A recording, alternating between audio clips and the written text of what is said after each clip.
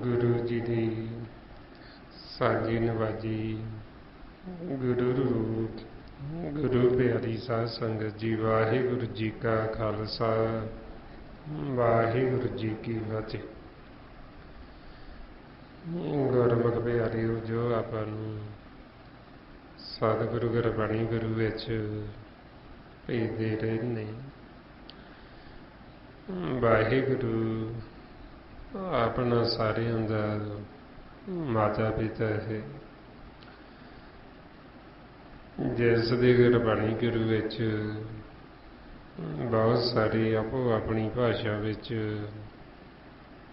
जीवां ने गुरमुखां ने नां रखे ने।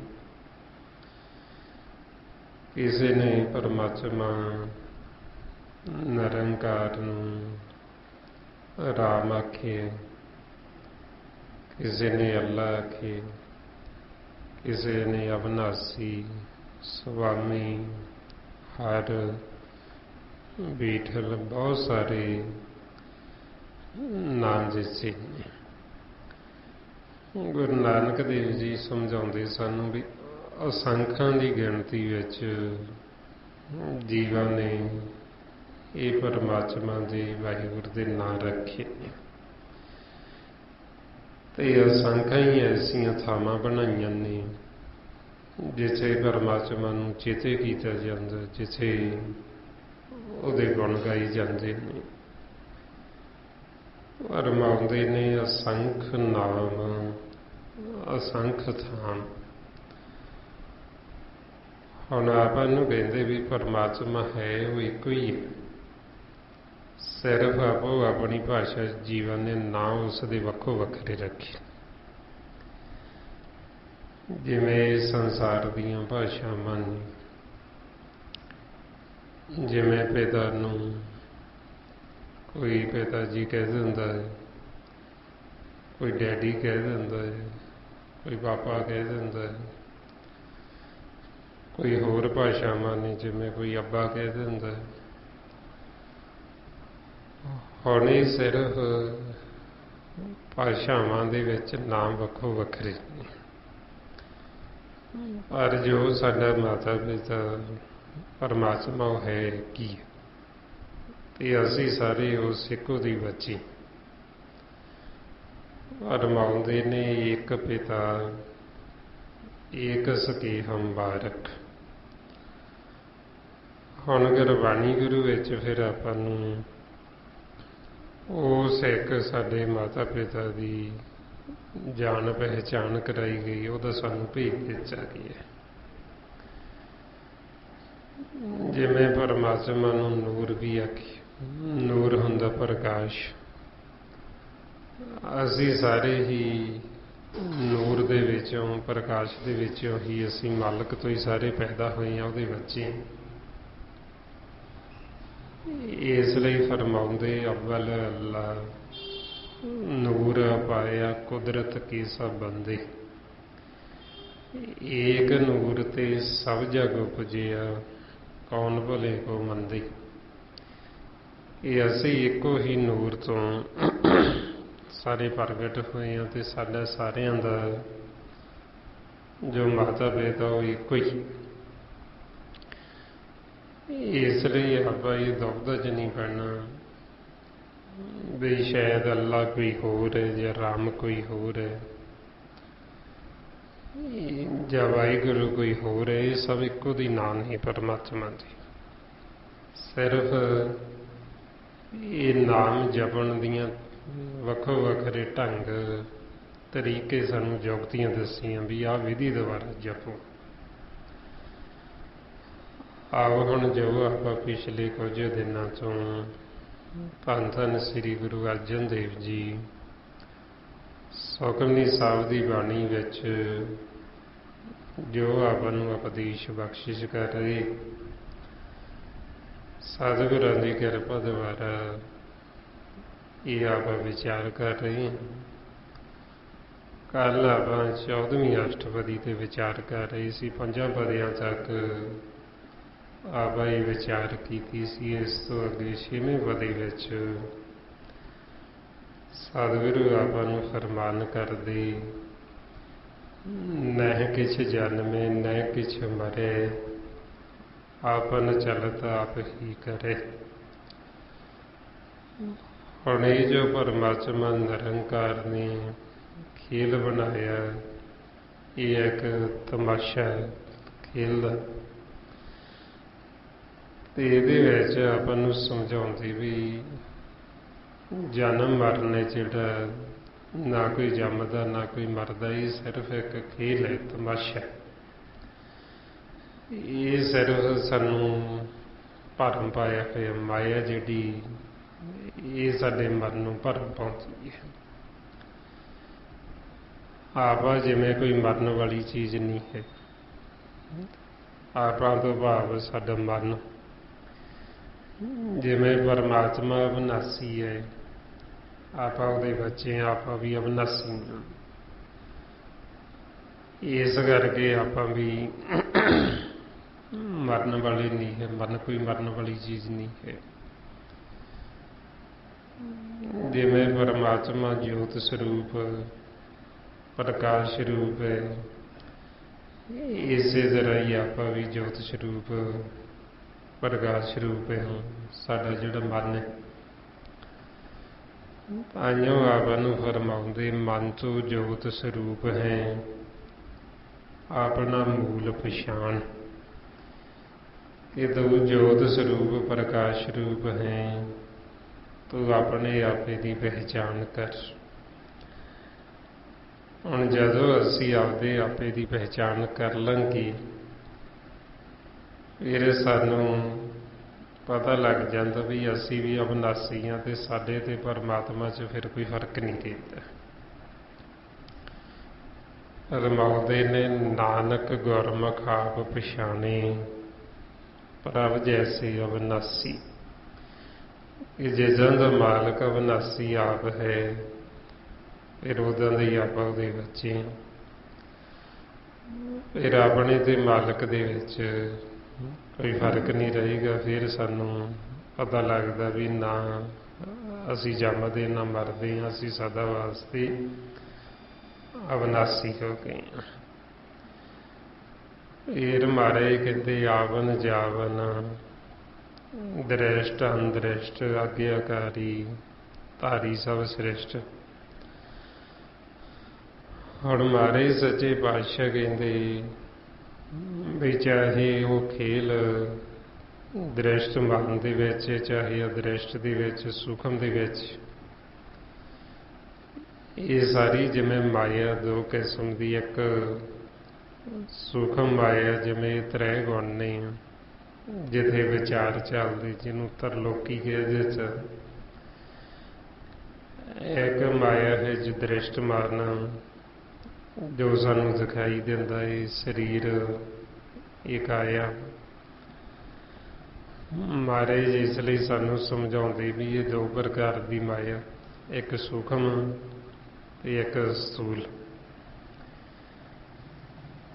ਰਮਾਉਂਦੇ ਇਹੋ ਸਰੀਰ ਸਾ ਮੂਲ ਹੈ ਮਾਇਆ, ਇਹ ਮਾਇਆ ਦਾ ਮੂਲ ਹੈ ਸਰੀਰ ਹੈ ਜਿਹੜਾ, ਇਸ ਨੂੰ ਮਾਇਆ ਕਹਿੰਦੀ। ਇਹ ਇੱਕ ਮਾਇਆ ਹੈ ਸੂਖਮ, ਇਹ ਤ੍ਰੈ ਗੁਣ, ਤਿੰਨ ਗੁਣ, ਰਜ ਗੁਣ, ਤਮ ਗੁਣ, ਸਤਗੁਣ ਕਹੀਏ, ਇਹ ਤੇਰੀ ਸਭ ਮਾਇਆ, ਇਹ ਮਾਇਆ। ਹੁਣ ਮਾਰੇ ਕਹਿੰਦੇ ਵੀ ਚਾਹੇ ਸੁਖਮ ਮਾਇਆ ਹੈ, ਚਾਹੇ ਅਦ੍ਰਿਸ਼ਟ ਹੈ, ਚਾਹੇ ਦ੍ਰਿਸ਼ਟਮਾਨ ਹੈ, ਇਹ ਸਾਰੀ ਜਿਹੜੀ ਮਾਲਕ ਦੀ ਆਗਿਆ ਦੇ ਵਿੱਚ ਹੀ ਚੱਲਦੀ ਹੈ।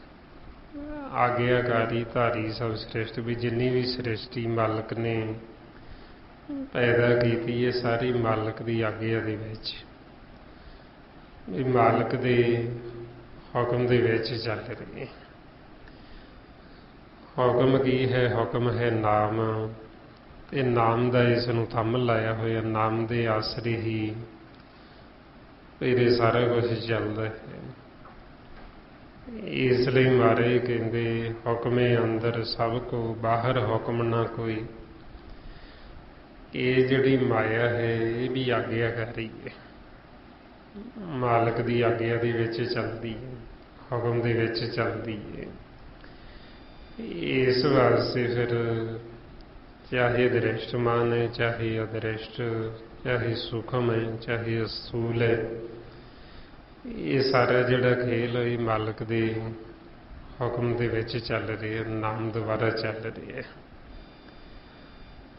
ਫਿਰ ਮਹਾਰਾਜ ਕਹਿੰਦੇ ਆਪੇ ਆਪ ਸਗਲ ਮੈਂ ਆਪ, ਅਨੇਕ ਜਗਤ ਰਚ ਥਾਪ ਥਾਪ।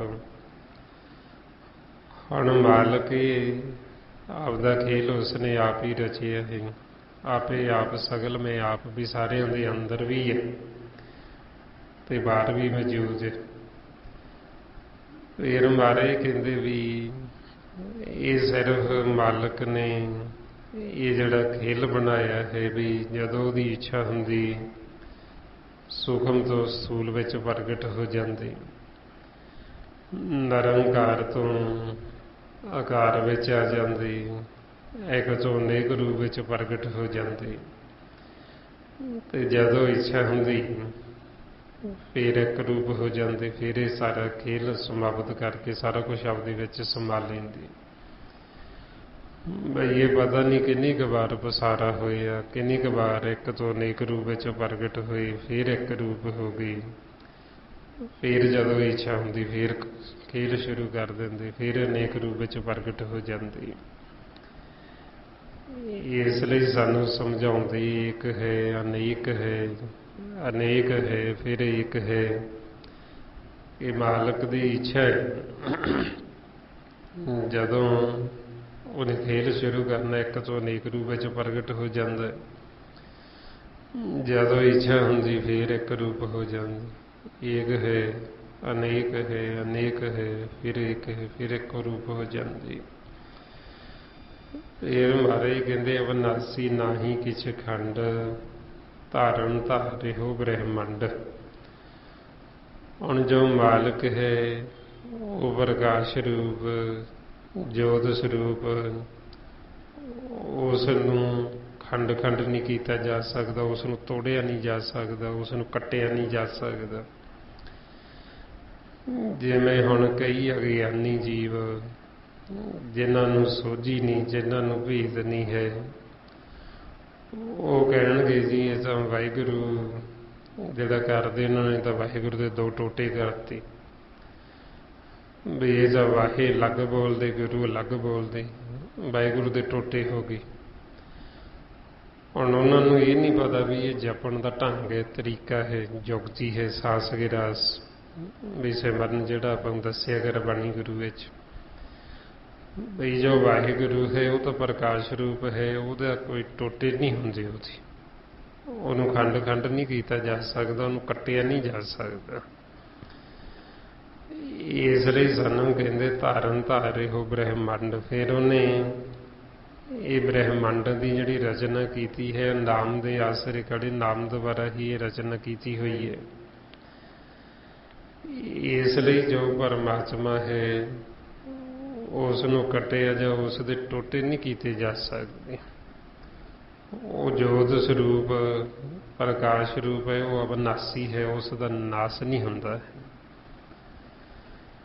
ਇਹ ਤਾਂ ਸਿਰਫ ਅਸੀਂ ਅਗਿਆਨਤਾ ਦੇ ਵਿੱਚ ਇੱਧਰ ਲੜਦੇ ਹਾਂ, ਅਸੀਂ ਵੱਖੋ ਵੱਖਰਾ, ਅਸੀਂ ਧਰਮਾਂ 'ਚ ਵੰਡੇ ਜਾਂਦੇ ਹਾਂ, ਅਸੀਂ ਜਾਤਾਂ ਪਾਤਾਂ 'ਚ ਵੰਡੇ ਜਾਂਦੇ ਹਾਂ, ਉਹ ਵੀ ਅਗਿਆਨਤਾ ਦੇ ਵਿੱਚ। ਪਰ ਗੁਰਬਾਣੀ ਗੁਰੂ ਸਾਨੂੰ ਸਮਝਾਉਂਦੇ ਵੀ ਜੀਵ ਦਾ ਧਰਮ, ਜੀਵ ਦੀ ਜਾਤ ਉਹੀਓ ਮੰਨੀ ਜਾਂਦੀ ਜਿਹੜੀ ਉਹਦੇ ਮਾਤਾ ਪਿਤਾ ਦੀ ਜਾਤ ਹੁੰਦੀ, ਜਾਂ ਜਿਹੜਾ ਉਹਦੇ ਮਾਤਾ ਪਿਤਾ ਦਾ ਧਰਮ ਹੁੰਦਾ ਹੈ। ਹੁਣ ਸਾਡਾ ਜੋ ਮਾਤਾ ਪਿਤਾ ਹੈ ਉਹਦੀ ਕੋਈ ਜਾਤ ਤਾਂ ਹੈ ਨਹੀਂ। ਜੋ ਸਾਨੂੰ ਮਾਰੇ ਸਮਝਾਉਂਦੇ ਚੱਕਰ ਚਿਹਨ ਔਰ ਵਰਨ ਜਾਤ ਔਰ ਪਾਤ ਨਹਿੰਜੀ, ਕਿ ਜੋ ਪਰਮਾਤਮਾ ਉਹਦਾ ਕੋਈ ਚੱਕਰ ਚਿਹਨ, ਉਹਦੀ ਕੋਈ ਵਰਨ, ਉਹਦਾ ਕੋਈ ਜਾਤ ਨਹੀਂ ਹੈ, ਉਹ ਨਿਰੋਲ ਪ੍ਰਕਾਸ਼ ਰੂਪ ਹੈ। ਸੋ ਇਸੇ ਤਰ੍ਹਾਂ ਹੀ ਫਿਰ ਜਦੋਂ ਅਸੀਂ ਪਰਮਾਤਮਾ ਨੂੰ ਮਿਲ ਲੈਂਦੇ ਹਾਂ, ਫਿਰ ਆਪਾਂ ਨੂੰ ਪਤਾ ਲੱਗਦਾ ਵੀ ਇਹ ਤਾਂ ਸਿਰਫ ਅਗਿਆਨਤਾ ਦੇ ਵਿੱਚ ਅਸੀਂ ਭਰਮ ਦੇ ਵਿੱਚ ਇੱਧਰ ਵੰਡੇ ਹੋਏ ਹਾਂ, ਖੰਡ ਖੰਡ ਦੇ ਵਿੱਚ ਅਸੀਂ ਅਗਿਆਨਤਾ 'ਚ ਵੈਰ ਵਿਰੋਧ ਕਰਦੇ ਹਾਂ ਵੀ ਨਾ ਤਾਂ ਪਰਮਾਤਮਾ ਨਿਰੰਕਾਰ ਦੇ ਟੁੱਟੇ ਹੋ ਸਕਦੇ ਤੇ ਨਾ ਹੀ ਜੋ ਸਾਡਾ ਮਨ ਹੈ ਇਸ ਨੂੰ ਕੱਟਿਆ ਜਾ ਸਕਦਾ, ਇਸ ਦੇ ਟੁੱਟੇ ਹੋ ਸਕਦੇ ਨੇ। ਜਿਵੇਂ ਪਰਮਾਤਮਾ ਪ੍ਰਕਾਸ਼ ਹੈ, ਇਸੇ ਤਰ੍ਹਾਂ ਆਪਾਂ ਵੀ ਪ੍ਰਕਾਸ਼ ਰੂਪ ਸਾਡਾ ਮਨ ਹੈ ਜਿਹੜਾ। ਹੁਣ ਇਹ ਜਿਹੜਾ ਸਰੀਰ ਹੈ, ਸਰੀਰ ਤਾਂ ਕੱਟਿਆ ਜਾ ਸਕਦਾ, ਇਸ ਨੂੰ ਮਾਰਿਆ ਜਾ ਸਕਦਾ, ਇਸ ਨੂੰ ਜਲਾਇਆ ਜਾ ਸਕਦਾ, ਇਸ ਨੂੰ ਦਫਨਾਇਆ ਜਾ ਸਕਦਾ, ਇਸ ਨੂੰ ਪਾਣੀ 'ਚ ਰੋੜਿਆ ਜਾ ਸਕਦਾ, ਇਹਨੂੰ ਗਾਲਿਆ ਜਾ ਸਕਦਾ। ਪਰ ਜਿਹੜਾ ਮਨ ਹੈ ਉਹ ਇਹ ਅੱਗ ਦੇ ਵਿੱਚ ਸੜਦਾ ਨਹੀਂ, ਉਹ ਪਾਣੀ ਦੇ ਵਿੱਚ ਡੁੱਬਦਾ ਨਹੀਂ ਹੈ, ਉਹਨੂੰ ਗੋਲੀ ਨਹੀਂ ਵੱਜਦੀ, ਉਹਨੂੰ ਕਿਰਪਾਨ ਕੱਟ ਨਹੀਂ ਸਕਦੀ, ਉਹਦੇ ਟੋਟੇ ਨਹੀਂ ਹੋ ਸਕਦੇ, ਕਿਉਂਕਿ ਉਹ ਪ੍ਰਕਾਸ਼ ਰੂਪ, ਜੋਤ ਸਰੂਪ ਹੈ।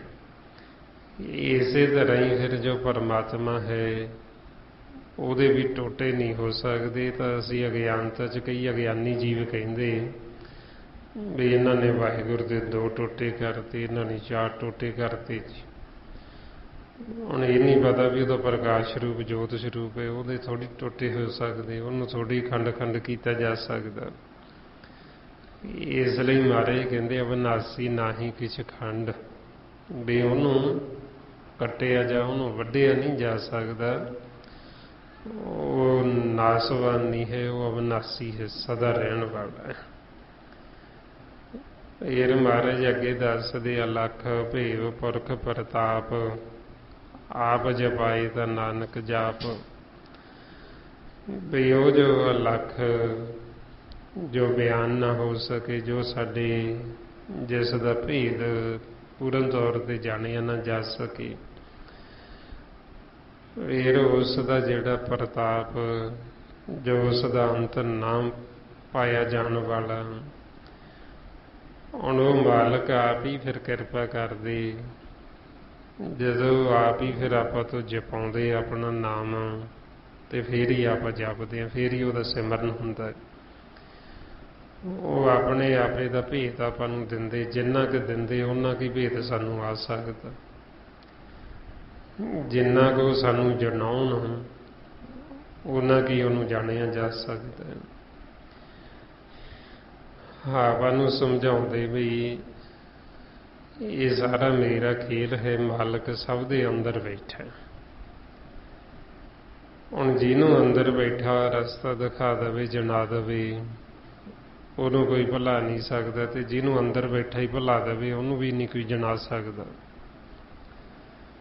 ਮਹਾਰਾਜ ਕਹਿੰਦੇ ਸਭ ਘਟ ਮੇਰੇ ਹੋ ਸਭਨਾ ਅੰਦਰ, जिसे खवाई तिस कौन कहे, जिसे दखाला बाटड़ी तिसे भुलावे कौन,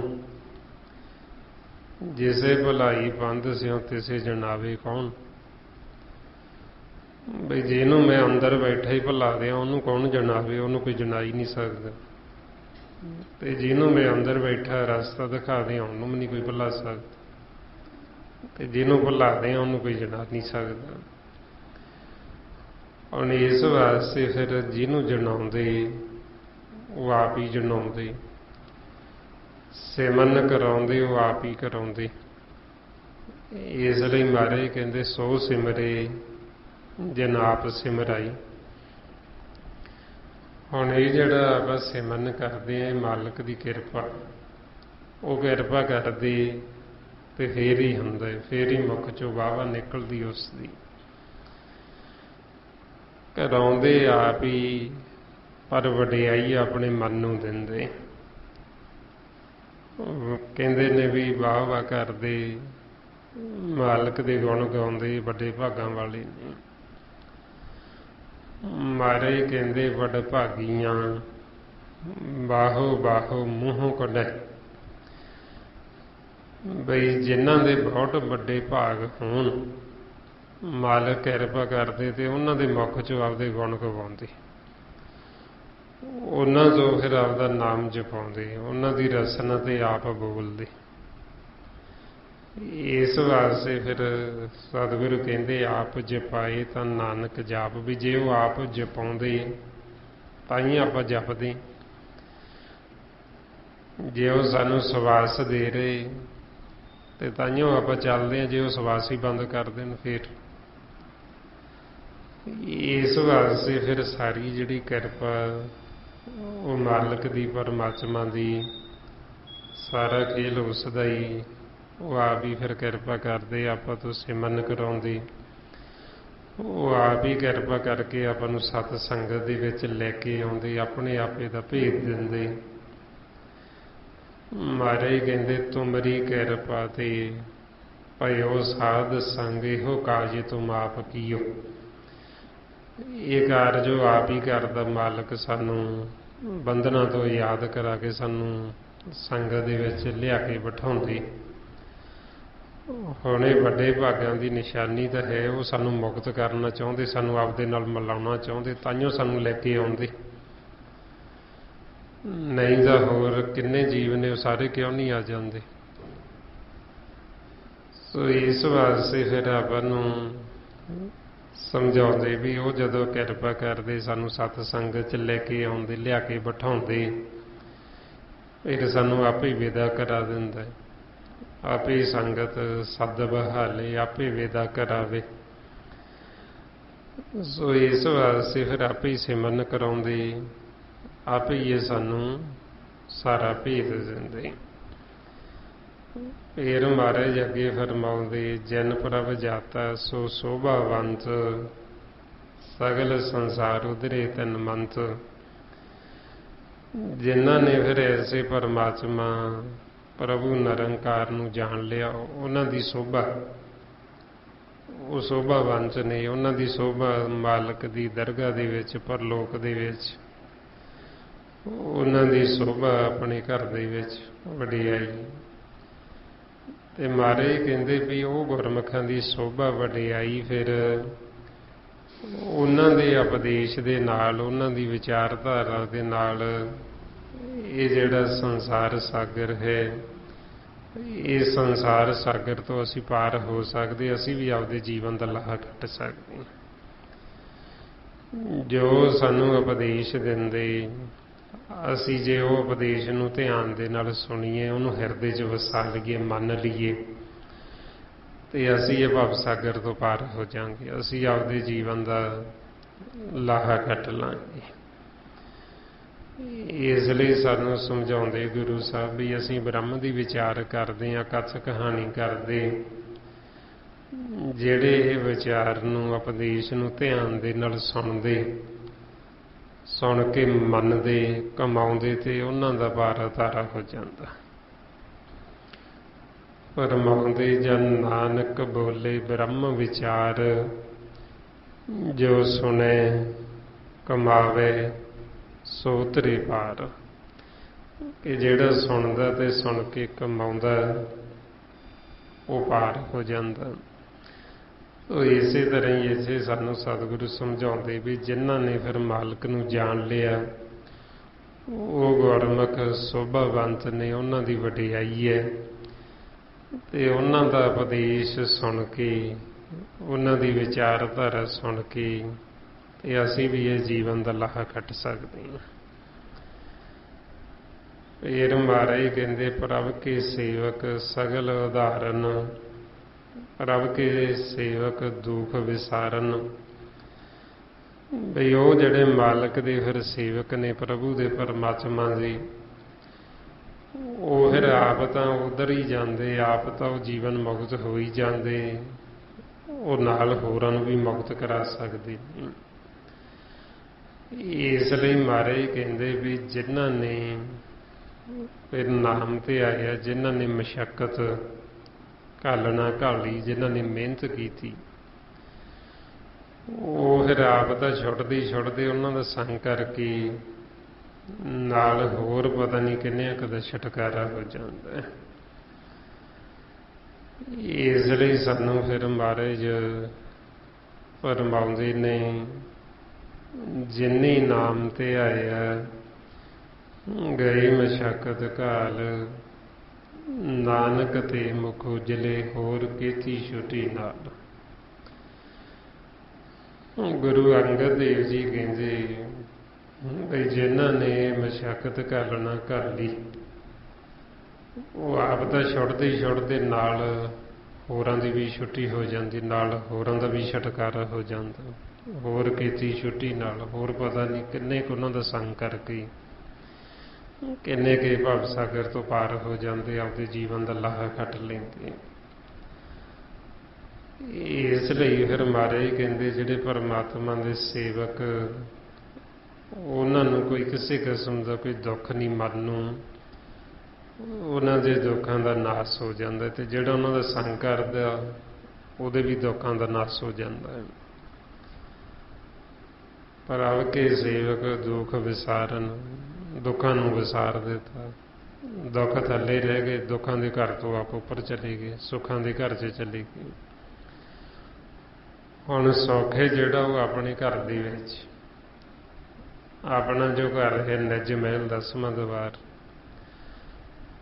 ਹੁਣ ਅਸੀਂ ਸੁੱਖ ਲੱਭਦੇ ਹਾਂ ਇੱਧਰ ਸੰਸਾਰ ਦੇ ਵਿੱਚ, 9 ਦਰਾਂ ਦੇ ਵਿੱਚ ਅਸੀਂ ਸੁੱਖ ਭਾਲਦੇ ਹਾਂ। ਇਹ ਮਾਇਆ ਦੇ ਵਿੱਚ, ਸੰਸਾਰ ਦੇ ਪਦਾਰਥਾਂ ਦੇ ਵਿੱਚ ਅਸੀਂ ਸੁਖੀ ਹੋਣਾ ਚਾਹੁੰਦੇ ਆਪਦੀ ਮੱਤ ਦੁਆਰਾ। ਸੁੱਖ ਹਰ ਇੱਕ ਜੀਵ ਭਾਲਦਾ, ਕੋਈ ਵੀ ਜੀਵ ਦੁਖੀ ਨਹੀਂ ਹੋਣਾ ਚਾਹੁੰਦਾ। ਹਰ ਇੱਕ ਜੀਵ ਦੇਖੋ ਸੁੱਖ ਹੀ ਮੰਗਦੇ, ਉਹ ਜਿੱਥੇ ਵੀ ਜਾਂਦਾ, ਜਿਹਨੂੰ ਵੀ ਮੰਨਦਾ। ਕੋਈ ਜੀਵ ਜਾਂਦੇ ਸੰਤਾਂ ਸਾਧੂਆਂ ਪਾਸ, ਉਹਨਾਂ ਨੂੰ ਜਾ ਕੇ ਬੇਨਤੀਆਂ ਕਰਦੇ ਸਾਨੂੰ ਸੁੱਖ ਦੇਵੋ, ਸੁੱਖ ਰੱਖੋ ਜੀ, ਸਾਡੇ ਪਰਿਵਾਰਾਂ 'ਚ ਸੁੱਖ ਹੋਵੇ। ਗੁਰੂ ਘਰ ਆਉਂਦੇ ਆ, ਇਸੇ ਆ ਕੇ ਬੇਨਤੀਆਂ ਕਰਦੇ ਆ ਸੁੱਖ ਦੇਵੋ ਜੀ। ਹੁਣ ਮੰਗਦੇ ਅਸੀਂ ਸਾਰੇ ਸੁੱਖਾਂ ਤੇ, ਪਰ ਅਸੀਂ ਇਹਦੇ ਤੇ ਥੋੜ੍ਹੀ ਜਿਹੀ ਵਿਚਾਰ ਕਰੀਏ ਵੀ ਸਾਨੂੰ ਇਹ ਮੰਗਦਿਆਂ ਨੂੰ ਕਿੰਨਾ ਸਮਾਂ ਹੋ ਗਿਆ, ਸੁੱਖ ਮੰਗਦਿਆਂ ਨੂੰ। ਕਈਆਂ ਨੂੰ ਸਾਰੀ ਉਮਰ ਬੀਤ ਗਈ ਸੁੱਖ ਮੰਗਦਿਆਂ ਨੂੰ। ਪਰ ਆਪਾਂ ਅੰਦਰ ਝਾਤੀ ਮਾਰ ਕੇ ਦੇਖੀਏ ਵੀ ਕੀ ਅਸੀਂ ਸੁਖੀ ਹੈਗੇ? ਕੀ ਸਾਡੇ ਪਰਿਵਾਰਾਂ 'ਚ ਸੁੱਖ ਹੈਗਾ, ਸ਼ਾਂਤੀ ਹੈਗੀ, ਅਸੀਂ ਆਨੰਦ ਅਵਸਥਾ ਦੇ ਵਿੱਚ ਹੈਗੇ ਹਾਂ? ਤੇ ਜੇ ਸਾਨੂੰ ਸੁੱਖ ਮਿਲਿਆ ਹੀ ਨਹੀਂ ਤੇ ਫਿਰ ਅਸੀਂ ਪੁੱਛੀਏ ਵੀ ਅਸੀਂ ਸੁੱਖ ਭਾਲਦੇ ਹਾਂ, ਸਾਨੂੰ ਮਿਲਿਆ ਕਾਹਤੋਂ ਨਹੀਂ? ਫਿਰ ਆਪਾਂ ਨੂੰ ਸਤਿਗੁਰੂ ਦੱਸਦੇ ਬਈ ਤੁਸੀਂ ਸੁੱਖ ਲੱਭਦੇ ਹੋ ਆਪਦੀ ਮੱਤ ਦੁਆਰਾ। ਤੁਸੀਂ ਸੁੱਖ ਉੱਥੋਂ ਲੱਭਦੇ ਹੋ ਜਿੱਥੇ ਸੁੱਖ ਹੈ ਹੀ ਨਹੀਂ। ਤੁਸੀਂ ਸੁੱਖ ਭਾਲਦੇ ਹੋ ਅੱਗ ਦੇ ਵਿੱਚੋਂ। ਜਿਵੇਂ ਹੁਣ ਅਸੀਂ ਅੱਗ 'ਚ ਬੈਠੇ ਹਾਂ ਤੇ ਅਸੀਂ ਅੱਗ 'ਚ ਬੈਠੇ ਆਖੀਏ ਵੀ ਅਸੀਂ ਠੰਡੇ ਹੋ ਜਾਈਏ, ਅਸੀਂ ਸ਼ੀਤਲ ਹੋ ਜਾਈਏ। ਹੁਣ ਅੱਗ ਨੇ ਤਾਂ ਸਾਨੂੰ ਜਲਾਉਣਾ ਹੈ, ਅੱਗ ਨੇ ਸਾਨੂੰ ਠੰਡਾ ਥੋੜ੍ਹੀ ਕਰਨਾ, ਅੱਗ ਨੇ ਸਾਨੂੰ ਸ਼ੀਤਲ ਥੋੜ੍ਹੀ ਕਰਨਾ, ਅੱਗ ਨੇ ਤਾਂ ਮਚਾ ਦੇਣਾ। ਹੁਣ ਇਸੇ ਤਰ੍ਹਾਂ ਹੀ ਇਹ ਮਾਇਆ ਜਿਹੜੀ ਇਹ ਅਗਨ, ਅਸੀਂ ਇਹ ਅੱਗ ਦੇ ਵਿੱਚ ਸੁੱਖ ਭਾਲਦੇ ਹਾਂ। ਅਸੀਂ ਸਮਝਦੇ ਹਾਂ ਵੀ ਅਸੀਂ ਇਹਦੇ 'ਚ ਸੁਖੀ ਹੋ ਜਾਵਾਂਗੇ, ਤੇ ਜਿੰਨਾ ਅਸੀਂ ਸੁਖੀ ਹੋਣ ਦੀ ਕੋਸ਼ਿਸ਼ ਕਰਦੇ ਹਾਂ, ਜਿੰਨਾ ਅਸੀਂ ਸੁੱਖ ਮੰਗਦੇ ਹਾਂ, ਅਸੀਂ ਉਹ ਤੋਂ ਵੱਧ ਦੁਖੀ ਹੋਈ ਜਾਂਦੇ ਹੋਰ। ਇਸ ਲਈ ਮਹਾਰਾਜ ਕਹਿੰਦੇ ਤੁਹਾਡਾ ਇਹ ਜਿਹਾ ਮੰਗਿਆ ਹੋਇਆ ਸੁੱਖ ਸਾਨੂੰ ਭਾਉਂਦਾ ਨਹੀਂ ਹੈ, ਵੀ ਜਿਹਨੂੰ ਅਸੀਂ ਸੁੱਖ ਸਮਝ ਕੇ ਮੰਗਦੇ ਹਾਂ ਤੇ ਮਿਲਦਾ ਸਾਨੂੰ ਦੁੱਖ ਹੈ। ਫਰਮਾਉਂਦੇ ਨੇ ਸੁੱਖ ਮੰਗਤ ਦੁੱਖ ਆਗੇ ਆਵੇ, ਸੋ ਸੁੱਖ ਹਮੂ ਨਾ ਮੰਗਿਆ ਭਾਵੇ। ਮਾਰੇ ਕਹਿੰਦੇ ਜਿਹਨੂੰ ਤੁਸੀਂ ਸੁੱਖ ਸਮਝ ਕੇ ਮੰਗਦੇ ਹੋ ਮਿਲਦਾ ਤੁਹਾਨੂੰ ਦੁੱਖ ਹੈ, ਤੇ ਉਹ ਜਿਹਾ ਤੁਹਾਡਾ ਸੁੱਖ ਮੰਗਿਆ ਹੋਇਆ ਸਾਨੂੰ ਭਾਉਂਦਾ ਹੀ ਨਹੀਂ। ਹੁਣ ਜਿਹਨੂੰ ਅਸੀਂ ਸੁੱਖ ਸਮਝ ਕੇ ਮੰਗਦੇ ਆਪਾਂ ਪਿੱਛੇ ਝਾਤੀ ਮਾਰੀਏ ਵੀ ਜਿਉਂ ਅਸੀਂ ਸੁਰਤ ਸੰਭਾਲੀਏ ਉਦੋਂ ਤੋਂ ਆਪਾਂ ਸੁੱਖ ਮੰਗਦੇ ਆ ਰਹੇ ਹਾਂ ਵੀ ਸਾਨੂੰ ਸੁੱਖ ਦੇਵੋ, ਸੁੱਖ ਦੇਵੋ, ਤੇ ਆਪਾਂ ਦੇਖੀਏ ਵੀ ਸਾਨੂੰ ਕਿੰਨਾ ਕੁ ਸੁੱਖ ਮਿਲੇ। ਤੇ ਜੇ ਸਾਨੂੰ ਸੁੱਖ ਮਿਲੇ ਫਿਰ ਤਾਂ ਅਸੀਂ ਆਨੰਦ ਅਵਸਥਾ 'ਚ ਹੋਣੇ ਚਾਹੀਦੇ ਸੀ, ਫਿਰ ਤਾਂ ਸਾਨੂੰ ਕੋਈ ਦੁੱਖ ਹੋਣਾ ਹੀ ਨਹੀਂ ਸੀ ਚਾਹੀਦਾ। ਸੋ ਇਸ ਲਈ ਫਿਰ ਆਪਾਂ ਨੂੰ ਕਹਿੰਦੇ ਵੀ ਸੁੱਖ ਹੈ ਜਿਹੜਾ ਉਹ ਆਪਣੇ ਘਰ ਦੇ ਵਿੱਚ, ਜੇ ਤੁਸੀਂ ਸੁੱਖ ਲੈਣਾ ਤੇ ਆਪਦੇ ਘਰੇ ਆਓ। ਜਦ ਤੱਕ ਤੁਸੀਂ ਬੇਗਾਨੇ ਘਰ 'ਚ ਰਹੋਗੇ ਇੱਧਰ ਸੁੱਖ ਨਹੀਂ, ਇੱਧਰ ਤੁਸੀਂ ਦੁਖੀ ਹੀ ਰਹਿਣਾ ਹੈ। ਤਾਂਹੀਓ ਸਾਨੂੰ ਸਮਝਾਉਂਦੇ ਦੁੱਖ ਪਰ ਹਰ ਸੁੱਖ ਘਰ ਲੈ ਜਾਏ। ਇਹ ਦੁੱਖਾਂ ਦੇ ਘਰ ਨੂੰ ਛੱਡ ਕੇ ਆਪਦੇ ਘਰ ਆਵੋ ਤੇ ਘਰ ਆ ਕੇ ਸੁੱਖ ਲਵੋ, ਆਨੰਦ ਲਵੋ। ਹੁਣ ਜੇ ਅਸੀਂ ਇੱਕ ਵਾਰ ਆਪਦੇ ਘਰ ਚਲੇ ਜਾਈਏ ਤੇ ਅਸੀਂ ਆਪਦੇ ਘਰ ਦੀਆਂ ਉਹ ਸੁੱਖ ਸਹੂਲਤਾਂ ਦਾ ਆਨੰਦ ਲੈ ਲਈਏ, ਸੁੱਖ ਮਾਣ ਲਈਏ, ਫਿਰ ਸਾਨੂੰ ਪਤਾ ਲੱਗਦਾ ਵੀ ਆਹ ਹੈ ਅਸਲ ਸੁੱਖ, ਆਹ ਹੈ ਅਸਲ ਆਨੰਦ। ਵੀ ਪਹਿਲਾਂ ਤਾਂ ਅਸੀਂ ਝੂਠ ਹੀ ਬੋਲਦੇ ਸੀ, ਅਸੀਂ ਕਹਿੰਦੇ ਸੀ ਅਸੀਂ ਸੁਖੀ ਹਾਂ, ਪਰ ਸੁੱਖ ਤਾਂ ਸਾਡੇ ਨੇੜੇ ਤੇੜੇ ਵੀ ਨਹੀਂ ਸੀ। ਜੇ ਸਾਨੂੰ ਕੋਈ ਪੁੱਛਦਾ ਸੀ ਵੀ ਕੀ ਹਾਲ ਹੈ, ਅਸੀਂ ਕਹਿੰਦੇ ਸੀ ਆਨੰਦ ਹੈ ਜੀ, ਤੇ ਆਨੰਦ ਦੀ ਸਾਨੂੰ ਕੋਈ ਖਬਰ ਹੀ ਨਹੀਂ ਸੀ ਵੀ ਆਨੰਦ ਹੈ ਕਿੱਥੇ, ਕਿਹੜਾ ਆਨੰਦ। ਤੇ ਜਦੋਂ ਘਰੇ ਗਏ ਸ਼ਬਦ ਗੁਰੂ ਨਾਲ ਸਾਡੀ ਟੁੱਟੀ ਹੋਈ ਗੰਢੀ ਗਈ, ਫਿਰ ਉਦੋਂ ਪਤਾ ਲੱਗਦਾ ਵੀ ਹਾਂ ਹੁਣ ਹੈ ਆਨੰਦ। ਮਹਾਰਾਜ ਕਹਿੰਦੇ ਆਨੰਦ ਆਨੰਦ ਸਭ ਕੋ ਕਹੇ, ਆਨੰਦ ਗੁਰੂ ਤੇ ਜਾਣੇ। ਫਿਰ ਪਤਾ ਲੱਗਦਾ ਵੀ ਹਾਂ ਹੁਣ ਹੈ ਆਨੰਦ, ਵੀ ਆਹ ਹੈ ਅਸਲ ਆਨੰਦ ਆਪਣੇ ਘਰ ਦੇ ਵਿੱਚ। ਫਿਰ ਅਸੀਂ ਜਦੋਂ ਘਰ ਤੋਂ ਬਾਹਰ ਆਉਂਦੇ ਫਿਰ ਅਸੀਂ ਉਹੀ ਆਨੰਦ ਭਾਲਦੇ ਹਾਂ ਵੀ ਜਿਹੜਾ ਆਨੰਦ ਸਾਡੇ ਘਰ 'ਚ ਉਹ ਆਨੰਦ ਸਾਨੂੰ ਬਣਿਆ ਹੀ ਰਵੇ। ਹੁਣ ਫਿਰ ਸਾਨੂੰ ਕਹਿਣ ਦੀ ਕਿਸੇ ਨੂੰ ਲੋੜ ਨਹੀਂ ਪੈਂਦੀ ਵੀ ਸਿਮਰਨ ਕਰੋ, ਫਿਰ ਅਸੀਂ ਆਪਦੇ ਆਪ ਹੀ ਗੁਰਮੰਤਰ ਨੂੰ ਦ੍ਰਿੜ ਕਰਦੇ ਰਹਿੰਦੇ, ਸਿਮਰਨ ਕਰਦੇ ਰਹਿੰਦੇ। ਮਹਾਰਾਜ ਫਰਮਾਉਂਦੇ ਘਰ ਸੁਖ ਵਸਿਆ ਬਾਹਰ ਸੁਖ ਪਾਇਆ, ਕਹੋ ਨਾਨਕ ਗੁਰਮੰਤਰ ਦ੍ਰਿੜਾਇਆ। ਫਿਰ ਅਸੀਂ ਆਪਦੇ ਆਪ ਹੀ ਦ੍ਰਿੜ ਕੀਤੀ ਜਾਣਾ। ਸਾਨੂੰ ਪਤਾ ਲੱਗ ਜਾਂਦਾ ਵੀ ਜੇ ਅਸੀਂ ਨਹੀਂ ਸਿਮਰਨ ਕਰਾਂਗੇ ਤੇ ਅਸੀਂ ਦੁਖੀ ਹੋ ਜਾਵਾਂਗੇ, ਜੇ ਅਸੀਂ ਨਹੀਂ ਸ਼ਬਦ ਦੀ ਵਿਚਾਰ ਕਰਾਂਗੇ ਤੇ ਅਸੀਂ ਦੁਖੀ ਹੋ ਜਾਵਾਂਗੇ। ਇਸ ਕਰਕੇ ਫਿਰ ਆਪਦੇ ਆਪ ਹੀ ਮਨ ਕਰਦਾ ਰਹਿੰਦਾ, ਲੱਗਿਆ ਰਹਿੰਦਾ। ਸੋ ਇਸ ਲਈ ਹੁਣ ਆਪਾਂ ਇੱਕ ਵਾਰ ਆਪਦੇ ਘਰ ਚਲੇ ਜਾਈਏ, ਇੱਕ ਵਾਰ ਅਸੀਂ ਆਪਦੇ ਘਰ ਦਾ ਸੁੱਖ, ਉਹ ਘਰ ਦਾ ਆਨੰਦ ਦੇਖ ਲਈਏ, ਉਹ ਆਨੰਦ ਮਾਣ ਲਈਏ, ਫਿਰ ਅਸੀਂ ਉਹੀ ਆਨੰਦ ਭਾਲਾਂਗੇ। ਤੇ ਜਦ ਤੱਕ ਹੁਣ ਅਸੀਂ ਘਰੇ ਗਏ ਨਹੀਂ ਸਾਨੂੰ ਆਨੰਦ ਦਾ ਤਾਂ ਪਤਾ ਹੀ ਨਹੀਂ, ਸੁੱਖ ਦਾ ਤਾਂ ਸਾਨੂੰ ਪਤਾ ਹੀ ਨਹੀਂ। ਅਸੀਂ ਸੁੱਖ ਲੱਭਦੇ ਇੱਧਰ ਸੰਸਾਰ ਦੇ ਵਿੱਚ, ਪਦਾਰਥਾਂ ਦੇ ਵਿੱਚ, ਮਾਇਆ ਦੇ ਵਿੱਚ। ਵੀ ਸਾਨੂੰ ਇਹ ਭਰਮ ਹੁੰਦਾ ਹੈ ਵੀ ਜੇ ਕਿਸੇ ਕੋਲ ਪੈਸਾ ਨਹੀਂ ਤੇ ਉਹ ਕਹਿੰਦਾ ਮੇਰੇ ਕੋਲ ਪੈਸਾ ਆ ਜੂ ਤੇ ਮੈਂ ਤਾਂ ਸੁਖੀ ਹੋ ਜੂ। ਉਹ ਜੇ ਪੈਸਾ ਆ ਵੀ ਜਾਂਦਾ ਹੈ ਤੇ ਰਹਿਣਾ ਫਿਰ ਵੀ ਦੁਖੀ ਦਾ ਦੁਖੀ ਹੋਈ ਉਹਨੇ। ਕਿਸੇ ਕੋਲ ਧੀਆਂ ਪੁੱਤਰ ਨਹੀਂ ਤੇ ਉਹ ਸਮਝਦਾ ਵੀ ਜੇ ਮੈਨੂੰ ਧੀਆਂ ਪੁੱਤਰਾਂ ਦੀ ਦਾਤ ਮਿਲ ਜੇ ਮੈਂ ਤਾਂ ਸੁਖੀ ਹੋ ਜਾਵਾਂਗਾ। ਉਹ ਜੇ ਮਿਲ ਵੀ ਜਾਂਦੇ ਉਹ ਫਿਰ ਉਹਨੇ ਦੁਖੀ ਦਾ ਦੁਖੀ ਹੀ ਰਹਿਣਾ। ਕਿਸੇ ਕੋਲ ਘਰ-ਬਾਰ ਨਹੀਂ, ਉਹ ਕਹਿੰਦਾ ਮੇਰਾ ਘਰ ਬਣ ਜੇ ਮੈਂ ਤਾਂ ਸੁਖੀ ਹੋ ਜਾਊਂ। ਉਹ ਘਰ ਬਣ ਵੀ ਗਿਆ, ਉਹਨੇ ਫਿਰ ਦੁਖੀ ਦਾ ਦੁਖੀ। ਜਾਣੀ ਦੀ ਸੰਸਾਰ ਦੇ ਵਿੱਚ ਇਸੇ ਜੋਖੀ ਜੋਖੇ, ਜੇ ਅਸੀਂ ਸੁੱਖ ਲੈਣਾ ਤੇ ਸੁੱਖ ਸਾਡੇ ਘਰ ਦੇ ਵਿੱਚ। ਇਸ ਵਾਸਤੇ ਫਿਰ ਆਪਾਂ ਨੂੰ ਕਹਿੰਦੇ ਬਈ ਅਗਿਆਨਤਾ ਦੇ ਵਿੱਚ ਅਸੀਂ ਇਸੋ ਸੁੱਖ ਭਾਲਦੇ ਹਾਂ। ਜਿਵੇਂ ਅਸੀਂ ਮੰਨ ਲਓ ਵੀ ਰੇਤੇ ਦੇ ਵਿੱਚੋਂ ਤੇਲ ਕੱਢਣ ਦੀ ਕੋਸ਼ਿਸ਼ ਕਰਦੇ ਹਾਂ, ਮਿੱਟੀ ਦੇ ਵਿੱਚੋਂ ਅਸੀਂ ਆਖੀਏ ਵੀ ਤੇਲ ਨਿਕਲੇ, ਤੇ ਉਹ ਤਾਂ ਸਾਡੀ ਅਗਿਆਨਤਾ ਹੀ ਹੈ ਨਾ, ਕਿਉਂਕਿ ਉੱਥੇ ਉਹ ਹੈ ਹੀ ਨਹੀਂ ਜਿਹੜੀ ਚੀਜ਼ ਅਸੀਂ ਕੱਢਣ ਦੀ ਕੋਸ਼ਿਸ਼ ਕਰਦੇ ਹਾਂ ਉਹਦੇ ਵਿੱਚ। ਜਿਵੇਂ ਹੁਣ ਪਾਣੀ ਨੂੰ ਮੱਥੀਏ, ਪਾਣੀ ਨੂੰ ਰਿੜਕੀ ਜਾਈਏ, ਜਿੰਨਾ ਮਰਜ਼ੀ ਰਿੜਕੀ ਚਲੋ, ਉਹ 'ਚੋਂ ਮੱਖਣ ਥੋੜ੍ਹੀ ਨਿਕਲੇ। ਹੁਣ ਮੱਖਣ ਤਾਂ ਨਿਕਲੇਗਾ ਜੇ ਦੁੱਧ ਨੂੰ ਰਿੜਕਾਂ। ਹੁਣ ਇਸੇ ਤਰ੍ਹਾਂ ਹੀ ਇਹ ਮਾਇਆ ਨੂੰ ਮਥਣਾ ਇਸ ਤਰ੍ਹਾਂ ਜਿਵੇਂ ਪਾਣੀ 'ਚ ਮਧਾਣੀ ਪਾਈ ਹੁੰਦੀ ਹੈ। ਜਿੰਨਾ ਮਰਜ਼ੀ ਦਿਨ ਰਾਤ ਮਧਾਣੀ ਲਾਈ ਰੱਖੋ, ਉਹਦੇ ਵਿੱਚ ਹੁਣ ਨਿਕਲਣਾ ਕੱਖ ਵੀ ਨਹੀਂ। ਉਹ ਸਗੋਂ ਤੇ ਅਸੀਂ ਹੋਰ ਦੁਖੀ ਹੋਣਾ ਉਹਦੇ ਵਿੱਚ। ਤੇ ਜਦੋਂ ਅਸੀਂ ਸਿਮਰਨ ਕਰਾਂਗੇ ਗੁਰੂ ਦੀ ਮੱਤ ਦੁਆਰਾ, ਫਿਰ ਅਸੀਂ ਜਦੋਂ ਮੱਥਦੇ ਹਾਂ ਤੇ ਫਿਰ ਇਹਦੇ ਵਿੱਚ ਸਾਨੂੰ ਅੰਮ੍ਰਿਤ ਰਸ ਆਉਂਦਾ, ਅੰਮ੍ਰਿਤ ਜਲ ਆਉਂਦਾ, ਜਿਹਦੇ ਨਾਲ ਸਾਡੇ ਮਨ ਦੀ ਤ੍ਰਿਪਤੀ ਹੋਣੀ। ਇਸ ਲਈ ਮਹਾਰਾਜ ਕਹਿੰਦੇ ਵੀ ਜਿਹੜਾ ਤਾਂ ਸੰਸਾਰ ਉਹ ਤਾਂ ਫਿਰ ਛਾਛ ਲੱਸੀ ਪੀਂਦਾ, ਤੇ ਜਿਹੜੇ ਸੰਤ ਨੇ ਉਹ ਮੱਖਣ ਖਾਂਦੇ ਨੇ। ਮਹਾਰਾਜ ਕਹਿੰਦੇ ਕਬੀਰ ਮਾਇਆ ਡੋਲਣੀ, ਪਵਨ ਝਕੋਲਣ ਹਾਰ, ਸੰਤੋ ਮੱਖਣ ਖਾਇਆ, ਛਾਛ ਪੀਏ ਸੰਸਾਰ। ਵੀ ਸਾਰਾ ਸੰਸਾਰ ਤਾਂ ਉਹ ਲੱਸੀ ਪੀਣ ਤੇ ਲੱਗਿਆ, ਛਾਛ, ਤੇ ਜਿਹੜੇ ਸੰਤੋ ਮੱਖਣ ਖਾ ਕੇ ਉਹ ਆਪਦਾ ਆਨੰਦ ਦੇ ਵਿੱਚ, ਉਹ ਸਹਿਜ ਦੇ ਵਿੱਚ, ਤੇ ਸੰਸਾਰ ਜਿਹੜੇ ਉਹ ਜੀਵ ਦੁਖੀ ਹੋਈ ਜਾਂਦੇ ਉਹਦੇ ਵਿੱਚ। ਸੋ ਫਿਰ ਮਹਾਰਾਜ ਅੱਗੇ ਦੱਸਦੇ, ਆਪੇ ਮੇਲ ਲਏ ਕਿਰਪਾਲ, ਗੁਰ ਕਾ ਸ਼ਬਦ ਜਪ ਭਏ ਨਿਹਾਲ। ਵੀ ਮਾਲਕ ਕਿਰਪਾ ਕਰਦੇ, ਫਿਰ ਉਹ ਕਿਰਪਾਲੂ ਦਿਆਲੂ ਸਾਨੂੰ ਆਪਣੇ ਨਾਲ ਮਿਲਾ ਲੈਂਦੇ ਜਦੋਂ ਅਸੀਂ ਗੁਰੂ ਦੇ ਸ਼ਬਦ ਦਾ ਅਭਿਆਸ ਕਰਦੇ ਹਾਂ, ਆਪਾਂ ਸਿਮਰਨ ਕਰਦੇ ਹਾਂ।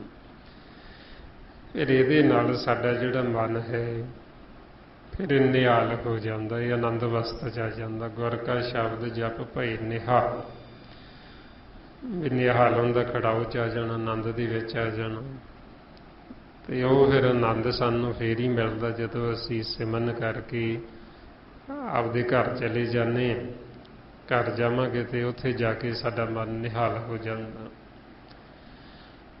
ਜਦੋਂ ਸਾਡੀ ਟੁੱਟੀ ਹੋਈ ਸ਼ਬਦ ਗੁਰੂ ਦੇ ਨਾਲ ਗੰਢੀ ਜਾਂਦੀ, ਜਿਸ ਨੂੰ ਮਹਾਰਾਜ ਕਹਿੰਦੇ ਤਨ ਮਨ ਹੋਏ ਨਿਹਾਲ, ਜਾਂ ਗੁਰ ਦੇਖਾਂ ਸਾਹਮਣੇ। ਕਿ ਜਦੋਂ ਸਾਹਮਣੇ ਮਾਲਕ ਨੂੰ ਦੇਖਿਆ, ਸ਼ਬਦ ਗੁਰੂ ਨੂੰ ਸੁਣਿਆ, ਤੇ ਸਾਡਾ ਮਨ ਤੇ ਮਨ ਦਾ ਜਿਹੜਾ ਤਨ ਸੀ ਦੋਵੇਂ ਨਿਹਾਲੋ ਨਿਹਾਲ ਹੋ ਗਏ। ਤੇ ਉਦੋਂ ਫਿਰ ਪਤਾ ਲੱਗਦਾ ਵੀ ਹਾਂ ਹੁਣ ਹੈ ਇੱਥੇ ਆਨੰਦ, ਹੁਣ ਹੈ ਸੁਖੀ, ਹੁਣ ਮਨ ਨਿਹਾਲ ਹੋਇਆ, ਹੁਣ ਆਨੰਦ ਅਵਸਥਾ 'ਚ ਆਇਆ। ਫਿਰ ਮਹਾਰਾਜ ਕਹਿੰਦੇ ਉਨਕੀ ਸੇਵਾ ਸੋਈ ਲਾਗੇ, ਜਿਸ ਨੂੰ ਕਿਰਪਾ ਕਰੇ ਬੜ ਭਾਗੇ। ਹੁਣ ਉਹਨਾਂ ਗੁਰਮੁਖਾਂ ਦੀ, ਸੰਤਾਂ ਦੀ, ਮਾਲਕ ਦੀ ਸੇਵਾ, ਉਹੀਓ ਸੇਵਾ ਤੇ ਲੱਗਦੇ ਜਿਹੜੇ ਮਹਾਰਾਜ ਕਹਿੰਦੇ ਵੀ ਜਿਨ੍ਹਾਂ ਦੇ ਫਿਰ ਮਾਲਕ ਦੀ ਕਿਰਪਾ, ਜਿਹੜੇ ਫਿਰ ਵੱਡੇ ਭਾਗਾਂ ਵਾਲੇ, ਵਡਭਾਗੀ ਨੇ। ਜਿਵੇਂ ਹੁਣ ਆਪਾਂ ਸੰਗਤ ਕਰਦੇ ਹਾਂ, ਮਹਾਰਾਜ ਕਹਿੰਦੇ ਵਡਭਾਗੀ ਸਾਧ ਸੰਗ ਪ੍ਰਾਪਤ, ਤਿੰਨ ਭੇਟਤ ਦੁਰਮਤ ਖੋਈ।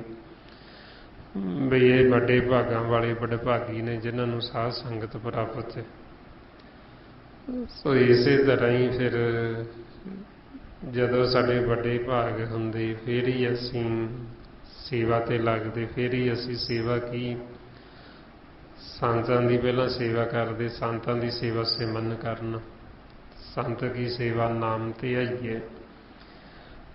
ਫਿਰ ਅਸੀਂ ਸੰਤਾਂ ਦੀ ਜਦੋਂ ਸੇਵਾ ਤੇ ਲੱਗ ਜਾਂਦੇ, ਸਿਮਰਨ ਕਰਦੇ ਹਾਂ, ਉਹ ਸਾਡੇ ਤੇ ਖੁਸ਼ ਹੋ ਜਾਂਦੀ ਤੇ ਸਾਡੇ ਅੰਦਰ ਅਨਹਦ ਬਾਣੀ ਪ੍ਰਗਟ ਹੋ ਜਾਂਦੀ, ਸਾਡੇ ਅੰਦਰ ਨਾਦ ਪ੍ਰਗਟ ਹੋ ਜਾਂਦਾ, ਨਾਮ।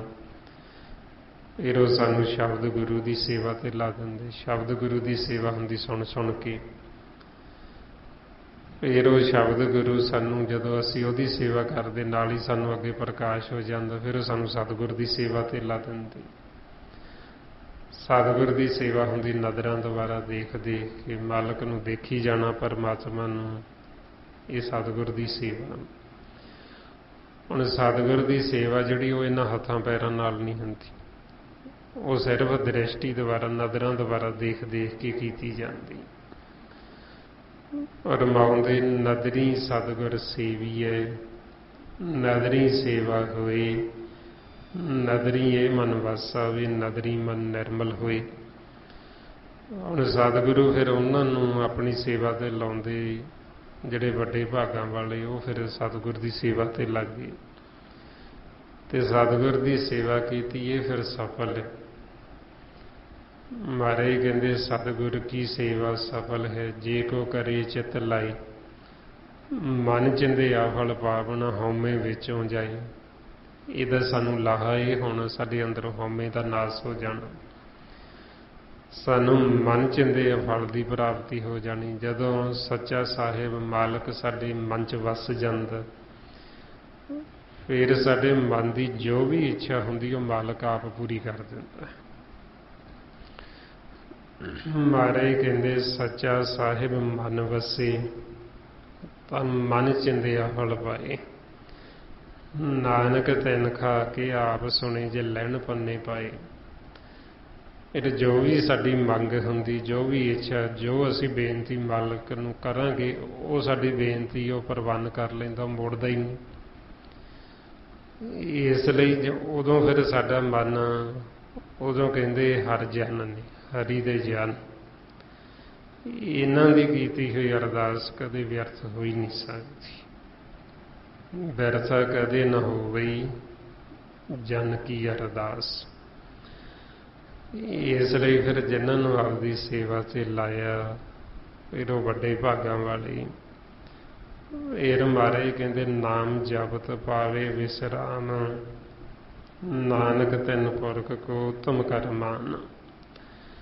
ਮਹਾਰਾਜ ਕਹਿੰਦੇ ਐਸੇ ਪੁਰਖ, ਫਿਰ ਉਹਨਾਂ ਨੂੰ ਮਹਾਂਪੁਰਖ ਕਹਿ ਦਿੱਤਾ। ਸਤਿਗੁਰ ਸੇਵਨ ਸੇ ਮਹਾਂਪੁਰਖ ਸੰਸਾਰੀ। ਜਿਹੜੇ ਸਤਿਗੁਰ ਦੀ ਸੇਵਾ ਕਰਦੇ ਉਹ ਮਹਾਂਪੁਰਖ ਨੇ। ਤੇ ਮਹਾਰਾਜ ਕਹਿੰਦੇ ਉਹ ਫਿਰ ਨਾਮ ਦੇ ਨਾਲ ਜੁੜੇ ਹੋਣ ਕਰਕੇ ਉਹਨਾਂ ਦਾ ਮਨ ਜਿਹੜਾ ਉਹ ਵਿਸ਼ਰਾਮ ਕਰਦਾ, ਉਹ ਆਨੰਦ ਦੇ ਵਿੱਚ ਰਹਿੰਦਾ, ਸੁੱਖ ਦੇ ਵਿੱਚ। ਜਿਵੇਂ ਆਪਣਾ ਮਨ ਤਾਂ ਭਟਕਦਾ, ਵਿਚਾਰਾਂ 'ਚ ਭੱਜਾ ਫਿਰਦਾ, ਉਹਨਾਂ ਦਾ ਮਨ ਨੂੰ ਵਿਸ਼ਰਾਮ ਕਰ ਲੈਂਦਾ, ਰੁਕ ਜਾਂਦਾ, ਸਹਿਜ ਅਵਸਥਾ ਦੇ ਵਿੱਚ ਆ ਜਾਂਦੀ। ਫਿਰ ਐਸੇ ਜਿਹੜੇ ਪੁਰਖ, ਉਹਨਾਂ ਨੂੰ ਕਹਿੰਦੇ ਵੀ ਉੱਤਮ ਕਰਕੇ ਮੰਨੋ, ਉਹਨਾਂ ਨੂੰ ਸ੍ਰੇਸ਼ਟ ਸਮਝੋ। ਕਿਉਂਕਿ ਐਸੇ ਗੁਰਮੁਖ ਜਿਨ੍ਹਾਂ ਦਾ ਫਿਰ ਸੰਗ ਕਰਕੇ ਸਾਡਾ ਭਾਰ ਉਤਾਰਾ ਹੋ ਸਕਦਾ, ਉਹਨਾਂ ਦਾ ਸੰਗ ਕਰਨ ਦੇ ਨਾਲ ਅਸੀਂ ਆਪਦੇ ਜੀਵਨ ਦਾ ਲਾਹਾ ਜਿਹੜਾ ਉਹ ਕੱਟ ਸਕਦੇ ਹਾਂ। ਅਸੀਂ ਇਹ ਭਵ ਸਾਗਰ ਤੋਂ, ਸੰਸਾਰ ਸਾਗਰ ਤੋਂ ਪਾਰ ਹੋ ਸਕਦੇ ਹਾਂ। ਇਸ ਵਾਸਤੇ ਫਿਰ ਉਹਨਾਂ ਗੁਰਮੁਖਾਂ ਦੀ ਮਹਿਮਾ, ਉਹਨਾਂ ਦੀ ਮਹਾਰਾਜ ਵਡਿਆਈ ਕਰਦੇ ਵੀ ਉਹਨਾਂ ਦਾ ਸੰਗ ਕਰਕੇ ਅਸੀਂ ਇਹ ਜੀਵਨ ਦਾ ਲਾਹਾ ਕੱਟ ਸਕਦੇ। ਤੇ ਉਹ ਫਿਰ ਆਪਾਂ ਨੂੰ ਦੱਸਦੇ ਵੀ ਕਿਵੇਂ ਅਸੀਂ ਲਾਹਾ ਕੱਟਣਾ, ਕਿਵੇਂ ਅਸੀਂ ਸਿਮਰਨ ਕਰਨਾ। ਜਦੋਂ ਅਸੀਂ ਉਹਨਾਂ ਦਾ ਵਚਨ ਕਮਾਵਾਂਗੇ ਤੇ ਅਸੀਂ ਭਵ ਸਾਗਰ ਤੋਂ ਪਾਰ ਹੋ ਜਾਵਾਂਗੇ। ਮਹਾਰਾਜ ਕਹਿੰਦੇ ਸੰਤੋ ਸਾਗਰ ਪਾਰ ਉਤਰੀਏ, ਜੇ ਕੋ ਵਚਨ ਕਮਾਵੇ ਸੰਤਨ ਕਾ, ਸੋ ਗੁਰ ਪ੍ਰਸਾਦੀ ਤਰੀਏ। ਜੇ ਅਸੀਂ ਉਹਨਾਂ ਦਾ ਵਚਨ ਕਮਾਈਏ ਤੇ ਤਰ ਜਾਈਏ। ਤੇ ਉਹ ਆਪਾਂ ਨੂੰ ਫਿਰ ਵਚਨ ਕੀ ਕਹਿੰਦੇ? ਉਹ ਕਹਿੰਦੇ ਸਿਮਰਨ ਕਰੋ। ਆਪਾਂ ਪੁੱਛਦੇ ਕਿਵੇਂ ਕਰੀਏ? ਉਹ ਕਹਿੰਦੇ ਸਾਸ ਗਿਰਾਸ ਕਰੋ। ਜਦੋਂ ਆਪਾਂ ਫਿਰ ਉਹਨਾਂ ਦਾ ਇਹ ਵਚਨ ਕਮਾਉਂਦੇ ਹਾਂ, ਸਿਮਰਨ ਕਰਦੇ ਹਾਂ, ਤੇ ਫਿਰ ਅਸੀਂ ਪਾਰ ਹੋ ਜਾਂਦੇ ਹਾਂ। ਆਓ ਹੁਣ ਜੋ ਸਾਨੂੰ ਇਹ ਵਚਨ ਗੁਰੂ ਸਾਹਿਬ, ਭਗਤ ਜਨ, ਸੰਤ ਜਨ ਕਰ ਰਹੇ, ਉਹਨਾਂ ਦਾ ਆਪਾਂ ਵਚਨ ਮੰਨੀਏ ਤਾਂ ਕਿ ਆਪਣਾ ਵੀ ਜਿਹੜਾ ਪਾਰ ਉਤਾਰਾ ਹੋ ਜੇ। ਆਓ ਸਾਰੇ ਗੁਰਮੁਖ ਪਿਆਰੇ ਕਰੋ ਜੀ ਸ਼ੁਰੂ। ਵਾਹਿਗੁਰੂ ਵਾਹਿਗੁਰੂ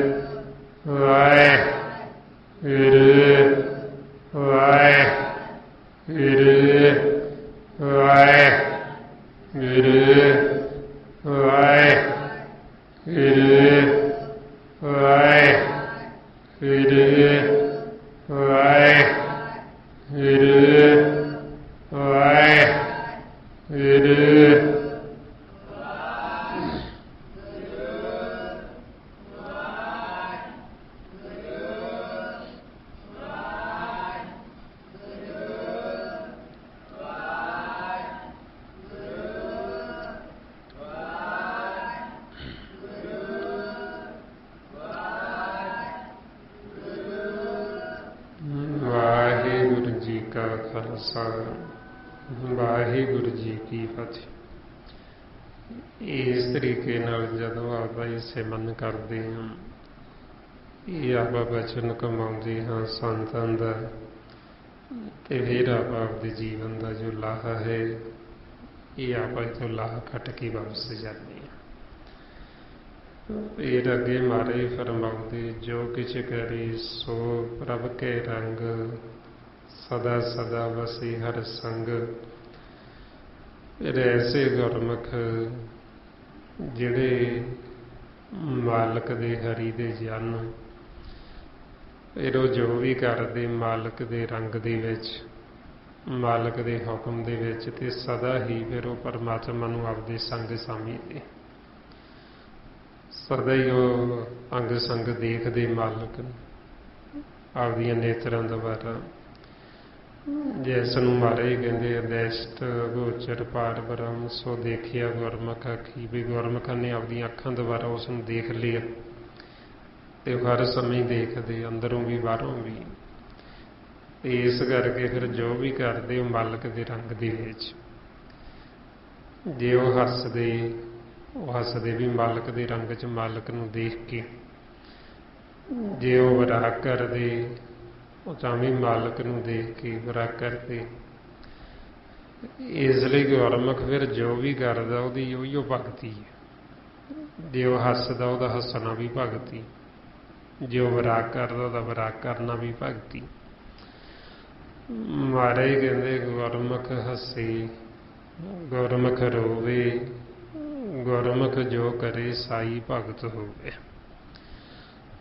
ਵੀ ਐਸੇ ਗੁਰਮੁਖ ਫਿਰ ਚਾਹੇ ਉਹ ਹੱਸੇ ਚਾਹੇ ਉਹ ਰੋਵੇ, ਵਿਰਾਗ ਕਰੇ, ਉਹਦਾ ਹੱਸਣਾ ਵੀ ਪ੍ਰਵਾਨ ਤੇ ਉਹਦਾ ਵਿਰਾਗ ਕਰਨਾ ਵੀ ਪ੍ਰਵਾਨ ਹੈ।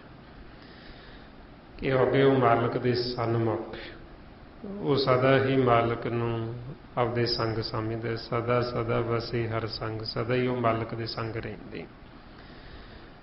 ਫਿਰ ਮਹਾਰਾਜ ਕਹਿੰਦੇ ਸਹਿਜ ਸੁਭਾਏ, ਹੋਵੇ ਸੋ ਹੋਏ, ਕਰਨੇ ਹਾਰ ਪਛਾਣੇ ਸੋਏ।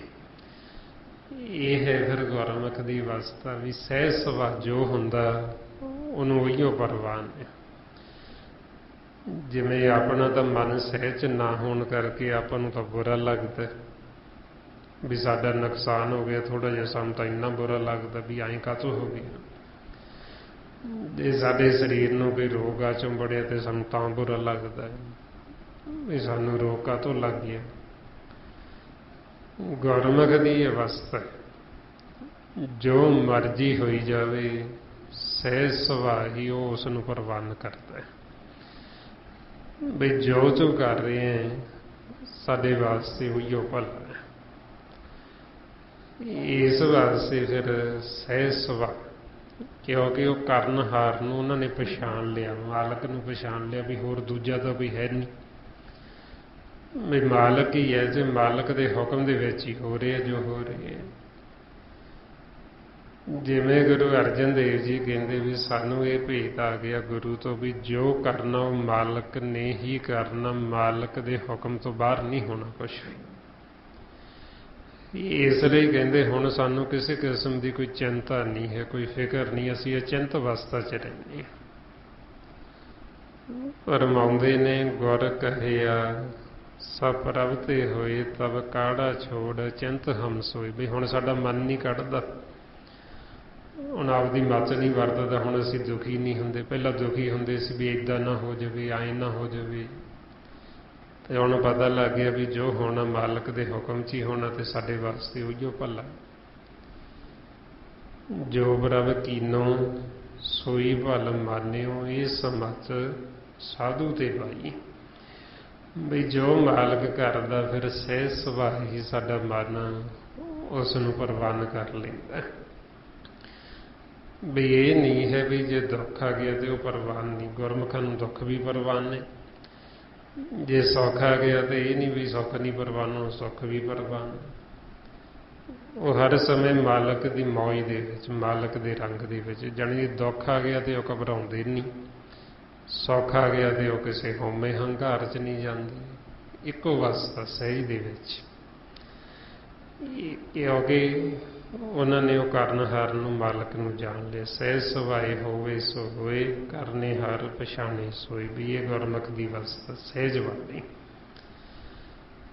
ਇਹੋ ਫਿਰ ਆਪਣੇ ਮਨ ਨੂੰ ਸਮਝਾਉਂਦੇ ਵੀ ਤੂੰ ਰੋਸ ਨਾ ਕਰ, ਤੂੰ ਸਿਮਰਨ ਕਰ ਸਕਦਾ ਸਹਿਜ ਵਿੱਚ ਆ। ਮੇਰੇ ਮਨ ਕਾਹੇ ਰੋਸ ਕਰੀਜੇ, ਲਾਹ ਕਲਯੁਗ ਰਾਮ ਨਾਮ ਹੈ, ਗੁਰਮਤਿ ਅੰਦਨ ਹਿਰਦੇ ਰਵੀਜੇ। ਇਹ ਰੋਸ ਨਾ ਕਰੋ, ਜੇ ਅਸੀਂ ਰੋਸ ਹੀ ਕਰਦੇ ਰਹਾਂਗੇ ਤੇ ਸਾਡੇ ਮਨ ਨੇ ਸਹਿਜ ਵਿੱਚ ਜਾਣਾ ਹੀ ਨਹੀਂ।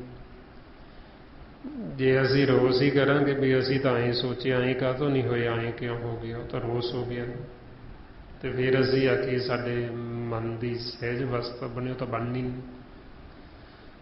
ਸੋ ਇਸ ਵਾਸਤੇ ਫਿਰ ਗੁਰਮੁਖ ਨੇ ਜੋ ਰੋਸ ਨਹੀਂ ਕਰਦੇ ਕਿਸੇ ਕਿਸਮ ਦਾ ਵੀ, ਸਮਾਂ ਜਿੱਦਾਂ ਦਾ ਮਰਜ਼ੀ ਆ ਜੇ ਉਹਦੇ ਭਾਣੇ ਦੇ ਵਿੱਚ ਮਾਲਕ ਦੇ ਹੁਕਮ ਦੇ ਵਿੱਚ ਚੱਲਦੇ ਤੇ ਉਹਦਾ ਕੀਤਾ ਹੋਇਆ ਉਹਨਾਂ ਨੂੰ ਚੰਗਾ ਲੱਗਦਾ। ਤੇਰਾ ਕੀਆ ਮੀਠਾ ਲਾਗੇ, ਹਰ ਨਾਮ ਪਦਾਰਥ ਨਾਨਕ ਮੰਗੇ। ਇਹ ਮਹਾਰਾਜ ਕਹਿੰਦੇ ਪ੍ਰਭ ਕਾ ਕੀਆ ਜਨ ਮੀਠ ਲਗਾਨਾ, ਜੈਸਾ ਸਤ ਐਸਾ ਦ੍ਰਿਸ਼ਟਾਨਾ। ਵੀ ਮਾਲਕ ਦਾ ਕੀਤਾ ਹੋਇਆ ਉਹਨਾਂ ਨੂੰ ਮਿੱਠਾ ਹੀ ਲੱਗਦਾ, ਚੰਗਾ ਹੀ ਲੱਗਦਾ। ਤੇ ਜੋ ਮਾਲਕ ਫਿਰ ਦ੍ਰਿਸ਼ਟ ਮਾਨ ਤੇ ਅਦ੍ਰਿਸ਼ਟ, ਵੀ ਜਿੱਦਾਂ ਦਾ ਮਾਲਕ ਫਿਰ ਉਹਨਾਂ ਨੇ ਪ੍ਰਤੱਖ ਉਸ ਦੀ ਪਹਿਚਾਣ ਕਰ ਲਈ, ਉਸ ਨੂੰ ਦੇਖ ਲਿਆ ਤੇ ਫਿਰ ਉਹਨੂੰ ਪਤਾ ਲੱਗ ਗਿਆ ਵੀ ਸਾਰਾ ਕੁਝ ਮਾਲਕ ਦੀ ਰਜ਼ਾ ਦੇ ਵਿੱਚ ਹੀ, ਤੇ ਇਸ ਕਰਕੇ ਉਹਨਾਂ ਨੂੰ ਫਿਰ ਉਹ ਮਿੱਠਾ ਲੱਗਦਾ ਹੈ।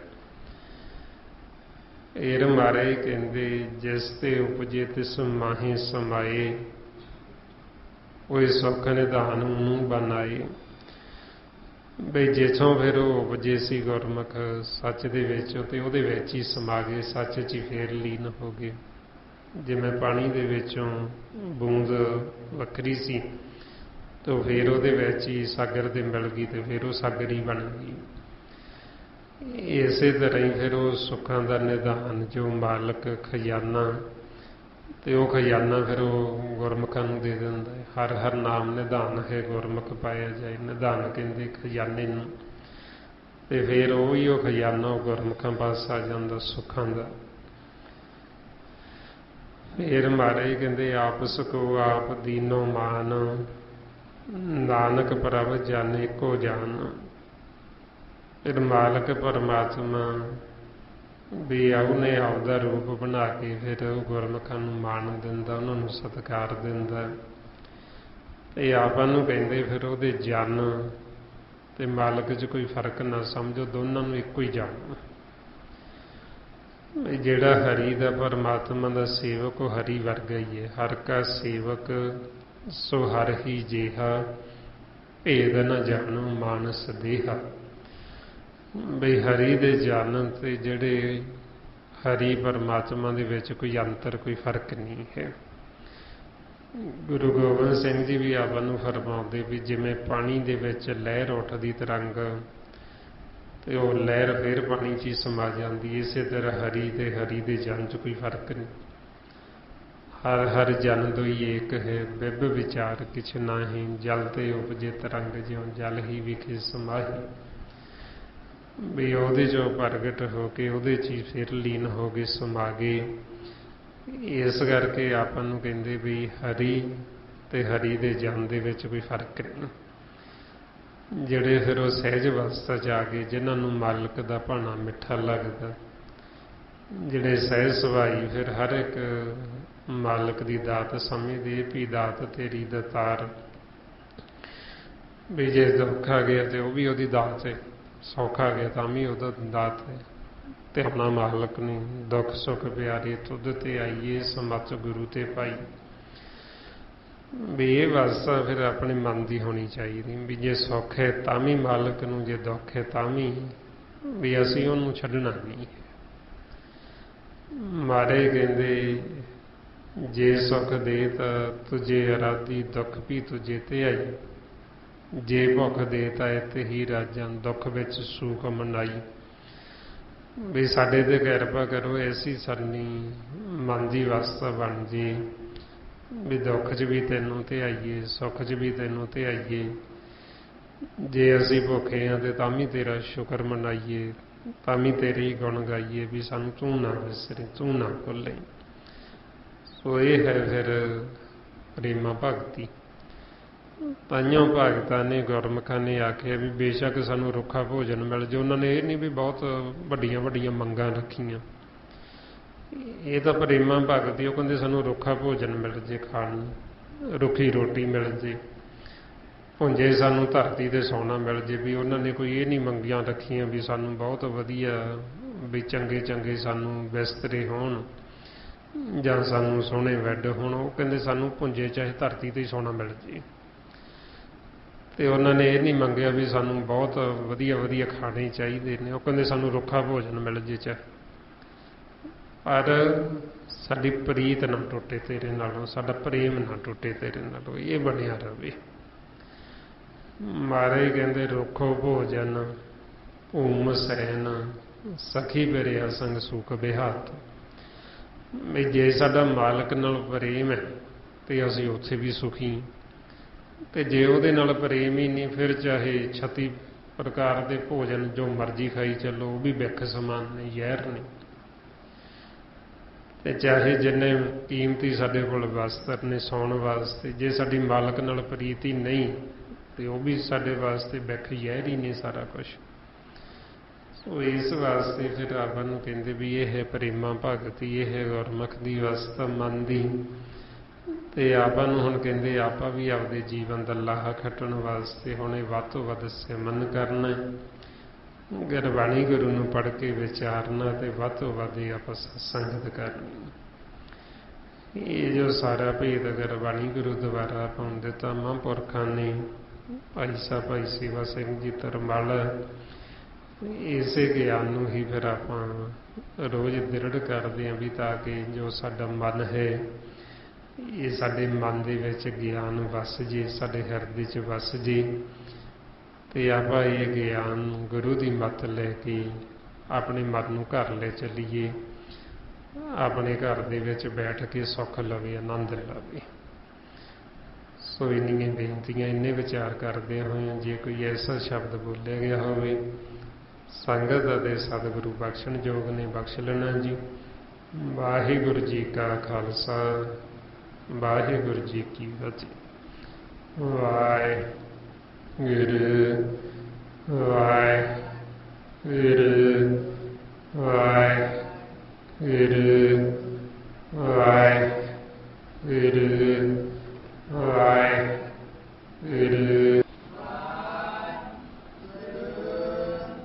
ਵਾਹਿਗੁਰੂ ਜੀ ਕਾ ਖਾਲਸਾ, ਵਾਹਿਗੁਰੂ ਜੀ ਕੀ ਫਤਿਹ।